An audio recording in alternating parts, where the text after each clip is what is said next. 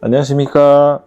뷰티렐라TV의 은하수아빠 조원장입니다. 최근에 저희 병원에 내원하시는 환자분들 중에서도 안면신경마비가 발병을 하고 치료를 하는 과정에서 어느 시점에 직장 복귀를 해야 되는지 이런 거에 대해서 궁금해하고 걱정해하는 분들이 많이 계셔서 제 생각을 한번 정리해보는 시간을 가져보도록 하겠습니다. 첫 번째로 말씀드릴 것은 복귀 시기가 되겠죠. 30대 회사원인 환자분 사례를 한번 말씀을 드리도록 하겠습니다. 이분은 벨마비 발병 후 2주 만에 업무에 복귀를 하셨다가 상태가 악화가 되어서 휴직을 하게 된 케이스인데요. 안면마비는 초기 2주가 매우 중요한 시기입니다. 이 시기에는 신경 손상이 진행되는 왈러 변성이 일어나기 때문에 스트레스를 최소화하고 치료에 집중하는 것이 좋습니다. 그러면 언제 복귀하는 게 좋으냐? 보통은 안면신경마비가 발병이 되고 3, 4주 정도 지나면서 심하지 않은 안면신경마비는 그때부터 회복이 빨리빨리 진행이 되거든요. 그래서 다음 조건이 충족이 될 때 복귀하는 것을 고려를 해보는 것이 좋습니다. 첫 번째로 이제 회복되는 신호들이 보일 때입니다. 입꼬리가 안 움직이던 게 올라가기 시작하고, 눈썹이 안 움직이던 게 움직이기 시작하고, 덜 움직이던 게 더 잘 움직이기 시작하고, 눈이 잘 안 감기던 게 좀 더 잘 감기게 되고, 이런 회복되는 신호들이 보이는 시점이 4주 전후가 되거든요. 그래서 회복되는 신호가 보일 때 업무 복귀를 고려할 수 있고, 두 번째로는 안면신경마비가 심한 경우에는 병원 치료를 주기적으로 받으면서 일상으로 복귀하는 그런 방법도 있습니다. 단 너무 무리하지 않는 게 좋겠죠. 그래서 업무의 복귀가 이제 결정이 되었다. 그 다음에 고려를 해야 될 상황으로는 자기 주변 지인이나 동료들과의 소통이 되겠습니다. 많은 환자분들이 안면신경마비로 인해서 표정을 짓는데 이제 애로사항이 있고 제한이 있다 보니까 대화를 할 때 오해를 살까봐 걱정을 하십니다. 저희 병원에 다니시는 환자분의 경우에 복귀 첫날 팀원들에게 자신의 상태를 간단히 설명을 하고 이해와 배려를 받은 케이스가 있습니다. 그런 것들을 말하기 좀 어렵다 하더라도 계속 한 공간에서 같이 일을 해야 되는 그런 상황이라고 하면 현재 본인의 상태와 예상되는 회복 기간 그리고 필요한 배려 사항들 솔직하게 말을 하고 잘 활용을 하시는 게 좋을 것 같고, 이렇게 동료들과 소통을 할 때 실용적인 팁을 좀 말씀을 드리도록 하겠습니다. 저희 병원 다니시는 환자분들에게도 제가 이제 설명드리는 팁인데요. 첫 번째로 대화를 시작할 때 주위에 시선을 좀 끌기 위해서 손을 이렇게 살짝 들어주면 좋을 것 같습니다. 표정으로 의사 표현을 하기가 어려우니까 이런 작은 제스처를 활용을 하는 게 소통을 하는데 실질적인 팁이 될 것 같고, 억지로 웃으려고 하지 않으셔도 될 것 같아요. 마비로 인해서 크게 웃다 보면 비대칭이 심해 보이고 할 수 있으니까 안면신경 마비의 회복기에 있는 분들은 소통을 할 때 표정을 좀 크게 짓지 않고 제스처를 잘 활용을 하시는 것이 좋을 것 같습니다. 회의나 미팅 시에는 메모나 짧은 말로 의견을 표현을 하는 게 좋습니다. 그래서 네, 좋습니다, 동의합니다, 이런 것처럼 입 움직임이 크지 않은 단어로 잘 활용을 하시면 좋으실 것 같아요. 네 번째로 전화 통화를 하는 일도 있겠죠. 입이 잘 안 움직이는 그런 상황이라고 하면 자신의 상태를 간단히 치료 중이다 라는 이야기를 말씀을 드리고 발음이 약간 부적합할 수 있다 라고 미리 양해를 구하거나, 아니면 요즘에는 그 메신저로도 많은 대화를 할 수가 있으니까 문자 대화를 활용하는 것도 소통을 원활하게 하는 한 방법이라고 생각이 듭니다. 다섯 번째로 본인이 하는 발표가 예정이 되어 있다 그러면 그걸 약간 딜레이 시킬 수 있다고 하면 제일 좋겠지만, 어쩔 수 없이 본인이 해야 되는 상황이다 그러면 서면으로 먼저 내용을 공유를 해서 참석자들이 잘 숙지를 할 수 있도록 하는 것이 좋을 것 같고, 발표 도중에도 표정을 갖다가 심하게 짓지 않고 제스처를 잘 활용을 하시고 그런 식으로 중요한 회의나 발표를 넘어가시면 좋겠다는 생각이 듭니다. 세 번째로 업무 중 안면신경마비 관리 요령을 좀 말씀을 드리겠습니다. 장시간 컴퓨터 작업을 하시는 분 같은 경우에는 적어도 1시간 정도마다 눈 운동을 좀 해주시고, 화면 밝기는 너무 밝지 않고 주변 조명과 비슷한 정도로 해주시면 좋겠고요. 인공눈물 수시로 사용을 해서 안구가 피로하지 않도록 건조하지 않게 유지를 해주시고 블루라이트 차단 안경을 사용하면 도움이 됩니다. 대면 미팅이나 프레젠테이션을 할 때는 발표 자료를 최대한 상세하게 준비를 해서 본인이 말로 하는 거를 부담을 줄이는 게 좋겠고요. 레이저 포인터를 활용을 해서 시선을 슬라이드로 보게 하고 본인 얼굴에 집중되는 거를 막아주는 게 도움이 되겠죠. 그리고 물을 또 준비해 두시면 좋을 것 같고요. 마스크 착용을 하고 이야기를 할 수 있는 상황이면 제일 베스트인데 그건 이제 상황에 맞춰서 본인이 판단을 하면 될 것 같습니다.